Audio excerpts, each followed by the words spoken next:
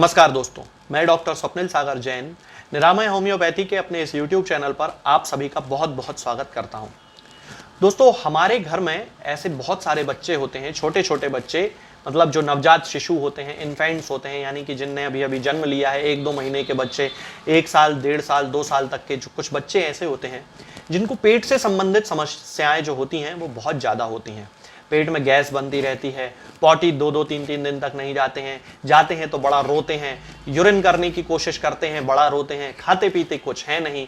तो इन सारी समस्याओं के लिए बहुत सारे लोग हैं जो कि परेशान होते रहते हैं, एलोपैथिक डॉक्टर्स के पास भगते रहते हैं, बच्चों को दिखाते रहते हैं। एलोपैथिक डॉक्टर्स पता नहीं कौन कौन सी जिंक वगैरह उनको क्या क्या मेडिसिन देते रहते हैं और बहुत सारे ड्रॉप्स देते रहते हैं। बच्चे 2-3 दिन ठीक रहते हैं, फिर वैसी की वैसी कंडीशन हो जाती है। तो इसके कारण माँ बाप को बड़ा टेंशन रहता है।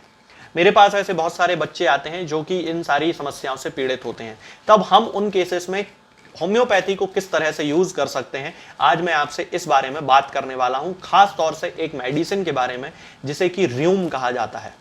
होम्योपैथिक मेडिसिनल सिस्टम की एक बहुत अच्छी मेडिसिन है, खास तौर से इस तरह के केसेस के लिए जैसे कि मैंने आपको भी बताए हैं, जबकि बच्चे पेट से संबंधित समस्याओं से बड़े ही ज्यादा पीड़ित होते हैं। तो चलिए दोस्तों, र्यूम के बारे में बात करते हैं कि आखिर र्यूम किस तरह से इन सारी समस्याओं को सॉल्व कर सकती है और बड़े लोगों में किस तरह से ये कब्ज को ठीक कर सकती है। तो चलिए दोस्तों, शुरू करते हैं।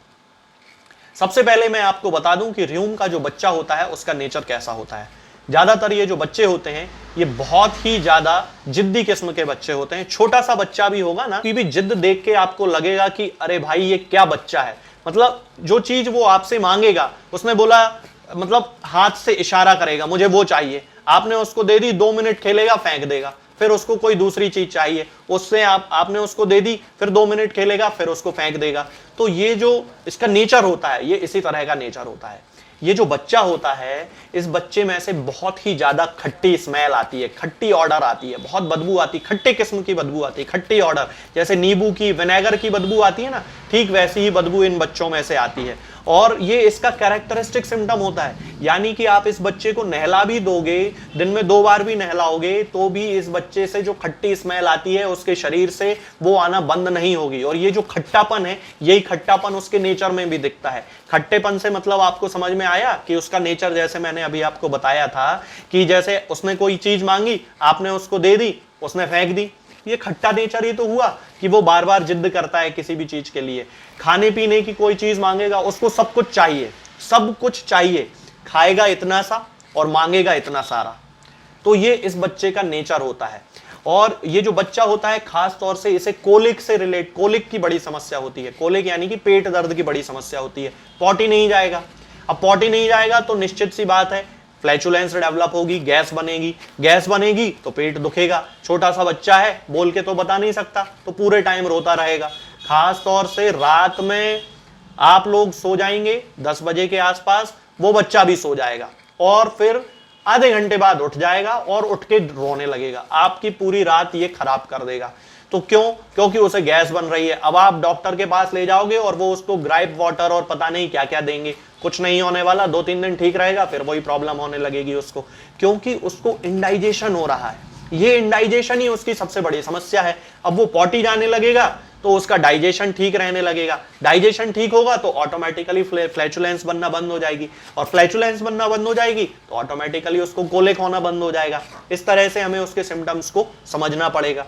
यदि हम देखें तो ये जो बच्चे होते हैं ये सोते बहुत कम है, बहुत ही कम सोएगा। रात में 3-4 घंटे सो लिया, फिर उसके बाद पूरी रात ऊधम करना शुरू कर देगा, मतलब ऊधम से रोने लगेगा, या यदि 1-1.5 साल का बच्चा है तो इधर उधर भगने लगेगा, माँ बाप को सोने नहीं देगा। इस तरह के सिम्टम्स होंगे। जो बहुत ज्यादा छोटे बच्चे होंगे, जो नर्सलिंग चाइल्ड्स होते हैं, उन पे खास तौर से ये जो मेडिसिन होती है बड़ा ही अच्छा रिजल्ट लेके आती है। यानी कि वो बच्चे जो मदर फीड करते हैं, यानी कि 6 महीने से कम उम्र के जो बच्चे होते हैं, उनको यदि गैस की प्रॉब्लम है, पेट दर्द की प्रॉब्लम है, पॉटी रोज रोज नहीं जा रहे हैं, या फिर जाते हैं तो बड़ी कड़क जाते हैं, यूरिन करने के पहले बड़ा रोते हैं, तो उन सारी कंडीशंस के लिए जो र्यूम है वो बहुत ही अच्छी मेडिसिन है।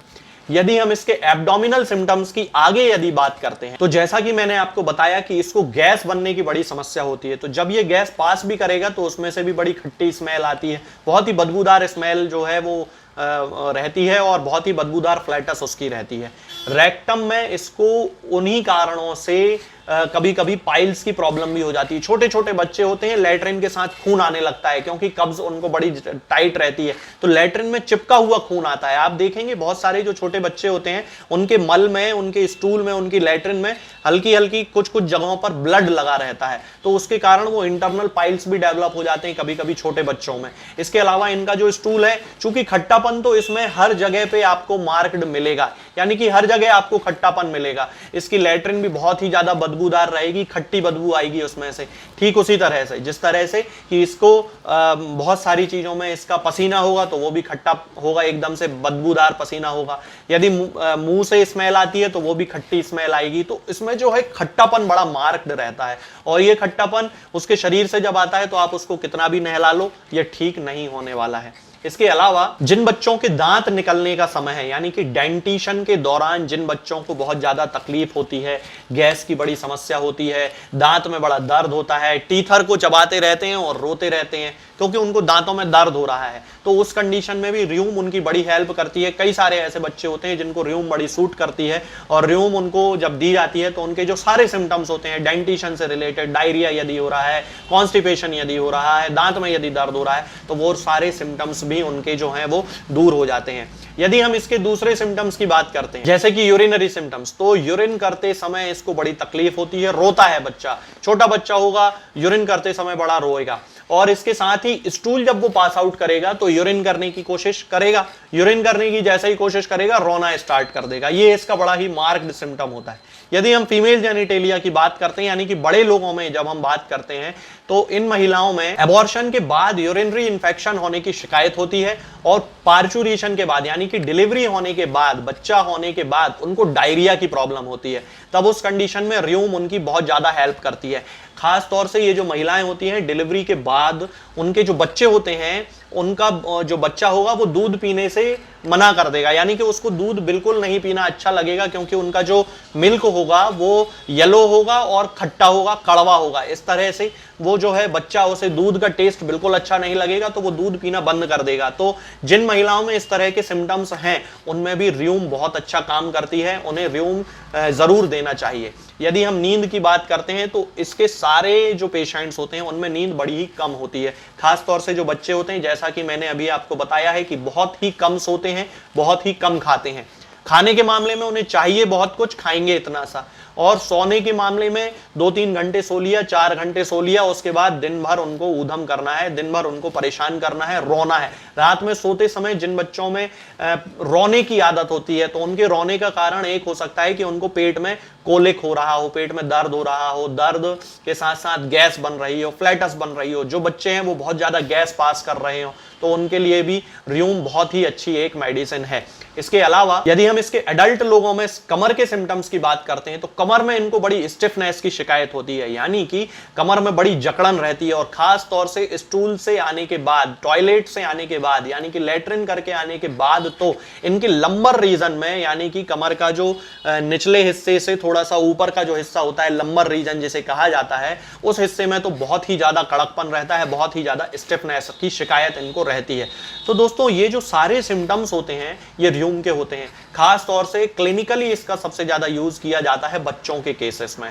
तो यदि हम इसके डोज की बात करते हैं तो हमें 30 पोटेंसी ही हमेशा इस्तेमाल करना चाहिए, और 2-2 बूंद दिन में 3 बार जो बच्चे हैं उनको मदर मिल्क में मिला के दे देना चाहिए। और यदि हम ग्लोब्यूल में यूज करें तो 1 ड्राम की डिब्बी लेना चाहिए, उसमें 30 नंबर ग्लोब्यूल लेना चाहिए, और उसमें 10 बूंद जो है 30 पोटेंसी की डाल के उसको अच्छे से शेक कर लेना चाहिए, और उसमें से 4-4 ग्लोब्यूल मदर मिल्क में, 1 चम्मच मदर मिल्क ले लें, ग्लोब्यूल को अच्छे से क्रश कर लें। बिल्कुल बड़े ग्लोब्यूल नहीं होने चाहिए 6 महीने से कम उम्र की बच्चों में, इसलिए उनको अच्छे से क्रश कर लें ताकि वो बिल्कुल घुल जाएं, और फिर उसको बच्चे को दिन में 3-4 बार उसको पिला दें वो ही मिल्क, तो उसके जो सारे सिम्टम्स हैं वो पूरी तरह से ठीक हो जाएंगे। इसके अलावा र्यूम कब्ज की भी बहुत अच्छी मेडिसिन है। जनरली यदि किसी को बहुत ज्यादा कब्ज हो रही हो तो र्यूम 30 पोटेंसी में 2-3 दिन देने से, खास तौर से बच्चों में, जो कब्ज है वो रिलीज होने लगती है, जो लैट्रिन है वो निकलने लगती है, और स्टूल जो है वो सॉफ्ट हो जाता है। तो दोस्तों आज के लिए फिलहाल इतना ही। आगे के वीडियोज में मैं आपसे बात करूंगा कुछ नई बीमारियों के बारे में और उनकी होम्योपैथिक दवाओं के बारे में। तब तक के लिए जय हिंद, जय भारत।